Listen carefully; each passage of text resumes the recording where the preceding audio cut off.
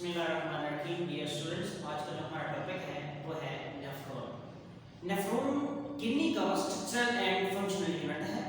इसके दो मेन हिस्से होते हैं, एक को रीनल कार्पस्कल कहते हैं और एक रीनल ट्यूब्यूल्स होता है। रीनल कार्पस्कल में देखें दो हिस्से होते हैं, एक को हम ग्लोमेरुलस कहते हैं और दूसरे को हम बोमेन कैप्सूल कहा करते हैं। कप शेप जो यहाँ पे पोर्शन हमें नजर आ रहा है ये बोमेन कैप्सूल है और इसके अंदर जो नेटवर्क ऑफ ब्लड कैपिलरीज हैं हम उसे ग्लोमेरुलस का नाम दिया करते हैं। अच्छा, एक आर्टेरियोल है जिसे हम कहते हैं efferent arteriole. Efferent arteriole renal artery से निकल रहा है। रीनल आर्टरीज आगे डिवाइड होती हैं मुख्तलिफ आर्टेरियोल के अंदर, जिसको हम कहा करते हैं interlobular arteriole. Interlobular arteriole efferent arteriole में बढ़ जाते हैं। आगे ये मजीद कैपिलरीज का बनाते हैं तो कैपिलरीज जो है वो ग्लोमेरुलस बना देता है। जहां से ग्लोमेरुलस से ब्लड लीक कर रहा होता है इसको हम इफरेंट आर्टेरियोल का नाम देते हैं, इफरेंट आर्टेरियोल्स। ये इसका पहला क्वेश्चन हो गया। अच्छा, इसका जो सेकंड क्वेश्चन है वो ट्यूब्यूल्स पर मुश्तमिल है। इनको हम कहते हैं रीनल ट्यूब्यूल्स। रीनल ट्यूब्यूल्स में आगे चार क्वेश्चन होते हैं। एक को हम प्रॉक्सिमल कन्वोल्यूटेड ट्यूब्यूल कहते हैं, दूसरा है लूप ऑफ हेनले, तीसरा है distal convoluted tubule and fourth one है कलेक्टिंग डक्ट। आइए देखते हैं ये चार क्वेश्चन जो है इस स्ट्रक्चर में कहां मौजूद है। तो पहला क्वेश्चन जो हमें नजर आ रहा है वो ये है, इसे हम लिखेंगे प्रॉक्सिमल कन्वोल्यूटेड ट्यूब्यूल यानी कि PCT। P for proximal, C for convoluted and T for tubule. तो ये इसका पहला क्वेश्चन है। दूसरा क्वेश्चन इसका जो है वो हमें लूप ऑफ हेनले नजर आ रहा है। Loop of Henle, loop of Henle जो है जिसका सेकंड नंबर क्वेश्चन है ट्यूब्यूल का। ये यू शेप ट्यूब हमें नजर आती है। इसका एक क्वेश्चन है जो नीचे की तरफ आ रहा है, हमें नजर आ रहा है ये नीचे की तरफ आ रहा है और एक ऊपर की तरफ आ रहा है। जा रहा है जो नीचे की तरफ आ रहा है हम इसे डिसेंडिंग का नाम दिया करते हैं, descending limb of loop of Henle. और ये जो ऊपर की तरफ जा रहा है ये असेंडिंग है, ये ascending limb of loop of Henle. Loop of Henle की दो लिम्ब्स नजर आती हैं, एक नीचे की तरफ आ रही है और एक ऊपर की तरफ जा रही है। जो नीचे आ रही है इसे डिसेंडिंग कहते हैं और जो ऊपर जा रही है वो असेंड कर रही है तो हम उसे कहते हैं ये असेंडिंग है। अच्छा, ये दूसरा क्वेश्चन हो गया। तीसरा ट्यूब्यूलर क्वेश्चन हम देखते हैं ये वाला, यहां इसे हम लिखेंगे डिस्टल कन्वोल्यूटेड ट्यूब्यूल। ये इसका थर्ड वन क्वेश्चन है and the fourth one question is collecting duct. ये कलेक्टिंग डक्ट मौजूद है। इसमें हम देख रहे हैं कि इसके रीनल ट्यूब्यूल्स के अंदर 4 क्वेश्चन थे। पहले वाला प्रॉक्सिमल कन्वोल्यूटेड ट्यूब्यूल, दूसरा loop of Henle and third one distal convoluted tubule and fourth one is collecting duct. तो हर एक के डिफरेंट जो है वो पार्ट्स यहां पे शो किए गए हैं। यहाँ पे प्रॉक्सिमल है, यहाँ पे लूप ऑफ हेनले है, ये डिस्टल है और ये कलेक्टिंग डक्ट है। तो अब हम देखते हैं कि ये जो इफरेंट आर्टेरियोल्स हैं इनके साथ क्या हो रहा है, ये यहाँ से डिवाइड होना शुरू होते हैं। डिवाइड कैसे?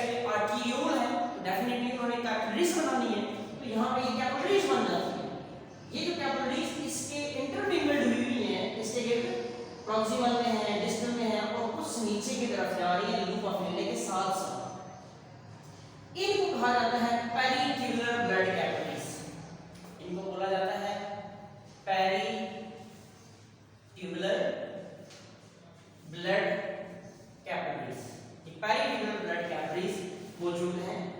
अच्छा, ये पेरिट्यूबुलर कैपिलरीज जो लूप ऑफ हेनले के साथ साथ नीचे की तरफ जा रही है इनको बोला जाता है वाजा रेक्टा, वाजा रेक्टा। और ये वाजा रेक्टा किसकी खासियत है, ये हमारे पास juxtamedullary vasa recta cortical nephron में नहीं होते। नेफ्रॉन के दो टाइप्स हैं, एक को कॉर्टिकल नेफ्रॉन कहते हैं, एक को जुक्स्टामेडुलरी नेफ्रॉन कहते हैं। जो कॉर्टिकल नेफ्रॉन है ये किडनी के अंदर सिर्फ और सिर्फ कहाँ मौजूद होते हैं, जो आउटर पोर्शन है जिसे हम कहते हैं cortex, renal cortex. Renal cortex में ये पाया जाता है, इसके लूप ऑफ हेले रीनल कॉर्टेक्स में मौजूद है। और जो जुक्स्टामेडुलरी नेफ्रॉन है उसकी जो लूप ऑफ हेले होती है वो कॉर्टिकल नेफ्रॉन के साथ कॉर्टेक्स रीजन के साथ साथ वो मेडुला के अंदर भी मौजूद होती है। यानी कि जुक्स्टामेडुलरी नेफ्रॉन की जो लूप ऑफ हेले होती है, लूप ऑफ हेले वो बॉर्डर पे मौजूद होती है। किसके बॉर्डर पे? जो कॉर्टेक्स और मेडुला का बॉर्डर है यहां पर मौजूद होती है, और इसकी सिर्फ और सिर्फ कॉर्टेक्स रीजन में मौजूद होती है। तो जो जितनी लूप ऑफ हेले की लेंथ ज्यादा होगी इतना ज्यादा कंसंट्रेटेड यूरिन बनेगी। अच्छा, तो इसका मतलब हुआ कि जो हमारे पास जुक्स्टामेडुलरी नेफ्रॉन है ये कंसंट्रेटेड यूरिन बनाते हैं, और ये वाले डाइल्यूट यूरिन बनाते हैं। लेकिन एक और बात है कि हमारा जो किडनी होता है इसके अंदर नंबर ऑफ कॉर्टिकल नेफ्रॉन ज्यादा होते हैं, अबाउट 70%। जुक्स्टामेडुलरी नेफ्रॉन की तादाद कम होती है, अबाउट 30% होती है, वेरी करता है। अच्छा, इसके अलावा हम देखते हैं कि किडनी का आप ये स्ट्रक्चर देख रहे हैं।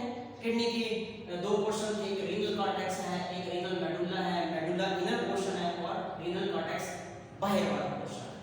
तो ये किडनी के स्ट्रक्चर के हवाले से लिए है, क्योंकि हम जुक्स्टामेडुलरी नेफ्रॉन और कॉर्टिकल नेफ्रॉन को देख रहे हैं तो इनकी पोजीशन हमें पता चल रही है यहाँ पे। अच्छा, आइए इसका हम जरा फंक्शन पढ़ते हैं कि लूप ऑफ हेले के बाद डिस्ट्रिब्यूटेड ट्यूबर है, तो फिर हम इसका फंक्शन देखते हैं। पहला फंक्शन है फिल्ट्रेशन। तो फिल्ट्रेशन यहाँ पे कैसे होती है उसे देखते हैं। ये है बोमेन कैप्सूल और ये है ग्लोमेरुलस। ग्लोमेरुलस तो यहाँ पर सबसे ज्यादा ब्लड प्रेशर होता है। ब्लड प्रेशर यहाँ पे ज्यादा, जितना भी बॉडी के अंदर ब्लड कैपिलरीज हैं तो सबसे ज्यादा जो ब्लड प्रेशर है वो कहाँ पे होता है? ग्लोमेरुलस में होता है, क्योंकि यहाँ पे इन्होंने फिल्ट्रेशन करवानी होती है। और दूसरा, ये जो इफरेट आर्टेरियोल जा रहे हैं इनका डायमीटर छोटा होता है एफरेट के निस्बत, इस वजह से भी यहाँ पे ब्लड प्रेशर ज्यादा होता है। तो यहाँ पे फिल्ट्रेशन होती है। कौन कौन सी चीजें यहाँ पे फिल्टर की जाती हैं? अमाइनो एसिड यहाँ पे फिल्टर होते हैं, यहाँ पे बहुत ज्यादा विटामिन भी फिल्टर हो जाते हैं, ग्लूकोज यहाँ पे फिल्टर हो जाता है, यूरिया यहाँ पे फिल्टर होता है, वाटर यहाँ पे फिल्टर होता है, और डिफरेंट सॉल्ट्स जो है वो भी यहाँ से उनकी भी फिल्ट्रेशन होती है। ये वो चीजें हैं जिनकी फिल्ट्रेशन होती है। अब यहाँ पे amino acid, vitamins, glucose, water, salt, ये जो है फिल्टर हो गए। हमारा मकसद क्या है कि इसको रिमूव करना नहीं, हमारा मकसद ये है, या नेफ्रॉन का ये मकसद है कि यूरिया को रिमूव करना। तो इन चीजों को बचाने के लिए क्या की जाती है? रीएब्जॉर्प्शन होती है। ये अमाइनो एसिड, बहुत सारा वाटर, विटामिन्स, ये जो चीजें होती हैं जैसे कि ग्लूकोज एक हेक्सोज शुगर है, और सम NaCl, ये चीजें यहाँ पे एब्जॉर्ब होती हैं प्रॉक्सिमल में पहले, फिर वाटर जो है यहाँ पे एब्जॉर्ब होता है, सॉल्ट एब्जॉर्ब होते हैं, डिस्टल में एब्जॉर्ब होते हैं, कलेक्टिंग डक्ट में जो है वो भी वाटर एब्जॉर्ब होता है। तो ये पूरा प्रोसेस जो है ये पूरे नेफ्रॉन में चलता रहता है। तो ये है यहाँ पे रीएब्जॉर्प्शन। फिर देखिए इसका एक और फंक्शन है जिसे हम कहते हैं सेक्रीशन। ये यहाँ पे H पॉजिटिव को सेक्रीट करता है, अमोनिया को सेक्रीट करता है, अमोनियम आयन को सेक्रीट करता है। जो ये H पॉजिटिव सेक्रीट किया जाता है ये pH की मेंटेनेंस के लिए होता है। इसी तरह जो अमोनियम आयन है ये भी pH को मेंटेन करने में हेल्प करता है। हमारी बॉडी में इसके अलावा अमोनिया नहीं रिलीज होता। ये जो अमोनिया हमारे यूरिन में पाया जाता है ये इस सेक्रीशन से आता है, वैसे इसकी फिल्ट्रेशन जहां पे नहीं होती। ठीक है, तो ये अमोनिया जो है यहीं से रिलीज किया जाता है सेक्रीशन के दौरान। तो ये इसके 3 फंक्शन है और ये इसका स्ट्रक्चर है। अब हम इसका शॉर्टली एक ऑस्मोरेगुलेटरी फंक्शन भी देखते हैं, वो कैसे होता है। देखें यहाँ से जैसे ही वाटर फिल्ट्रेट नीचे आ रहा है तो यहाँ से वाटर की मूवमेंट बाहर होना शुरू हो जाती है। वाटर की मूवमेंट यहाँ पे हो रही है और यहाँ पर सॉल्ट जो है उसकी अपटेक हो रही है। ये जो वाटर यहाँ से रिलीज होता है ये ऑस्मोसिस से होता है। जो डिसेंडिंग लिम्ब है उसमें वाटर ऑस्मोसिस से रिलीज हो रहा है, लेकिन जो असेंडिंग लिम्ब है इसमें वाटर रिलीज नहीं होता। यहाँ पर एक्वापोरेंस ये परमिएबल नहीं होता, एक्वापोरेंस नहीं होते, इसलिए वाटर यहाँ से इनसाइड जो है रिलीज नहीं होता, इंटरस्टिशन नहीं होता। अलबत्ता यहाँ पर सॉल्ट रिलीज होता है। जो लोअर पोर्शन है वहाँ से सॉल्ट जो है वो पैसिव ट्रांसपोर्ट से हो जाते हैं और जो अपर पोर्शन है वहाँ से सॉल्ट एक्टिव ट्रांसपोर्ट से होता है। तो ये एक काउंटर करंट मल्टीप्लायर भी होता है। एक ट्यूब में वाटर नीचे की तरफ आ रहा है, फिल्ट्रेट नीचे की तरफ आ रहा है, दूसरा में ऊपर की तरफ जा रहा है। दो ट्यूब्स हैं, दोनों में फ्लूइड जो है अपोजिट मूव कर रहा है और इस तरह से इनमें एक्सचेंज भी जो है वो बढ़ता है। इसको काउंटर करंट मूवमेंट भी कहा जाता है, काउंटर करंट मैकेनिज्म कहा जाता है या काउंटर करंट मल्टीप्लाई भी कहा जाता है। तो ये भी यहाँ पे है। उसके अलावा एक हार्मोन रिलीज होता है जिसे आप कहते हैं कि एडीएच वैसोप्रेसिन। ये वो हार्मोन है जो रिस्ट्रिक्ट सप्लाई ऑफ वाटर में रिलीज होता है। जिनके बॉडी में पानी की कमी है तो वो हार्मोन रिलीज होगा।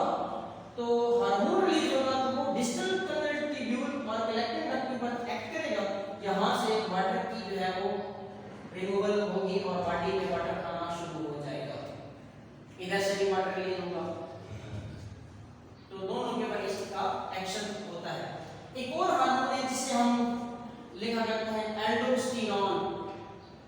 एल्डोस्टेरोन हार्मोन, ये हार्मोन जो है इसका काम है ये यहाँ से सोडियम की एक्टिव अपटेक करना। सोडियम की एक्टिव ट्रांसपोर्ट है कहाँ से, जो असेंडिंग लिम्ब से into the interstitium of the body, वो एल्डोस्टेरोन करवा रहा है। एल्डोस्टेरोन हार्मोन जो है ये एड्रिनल कॉर्टेक्स से प्रोड्यूस होता है। किडनी के ऊपर एक ग्लैंड होता है जिसे हम पढ़ते हैं एड्रिनल ग्लैंड। इसके दो पोर्शन होते हैं, बाएं वाला एड्रिनल कॉर्टेक्स है, इसको हम एड्रिनल कॉर्टेक्स या cortical portion of adrenal gland, उससे एक हार्मोन रिलीज होता है जिसे हम कहते हैं एल्डोस्टेरोन, जिसने यहाँ सोडियम की एक्टिव अपटेक करवाना। और ये जो एडीएच है ये रिलीज होता है पोस्टीरियर लोब ऑफ पिट्यूटरी से। Posterior lobe of pituitary release posterior of lobe of pituitary से होता है, लेकिन ये हार्मोन एडीएच या वैसोप्रेसिन जो है ये बनता हाइपोथैलेमस में। तो ये सारा इसका एक आपके पास स्ट्रक्चर भी था, शॉर्टली हमने ब्रीफली इसे डिस्कस किया है, फिर हमने इसका फंक्शन पढ़ा है, फिर आपने इस काउंटर करंट और एडीएच के और एडीएच का भी काम देखा है, एल्डोस्टेरोन का भी काम देखा है। तो हमने शॉर्टली इसमें structure and function of kidney पढ़ लिया है। Thank you so much. Allah हाफिज़।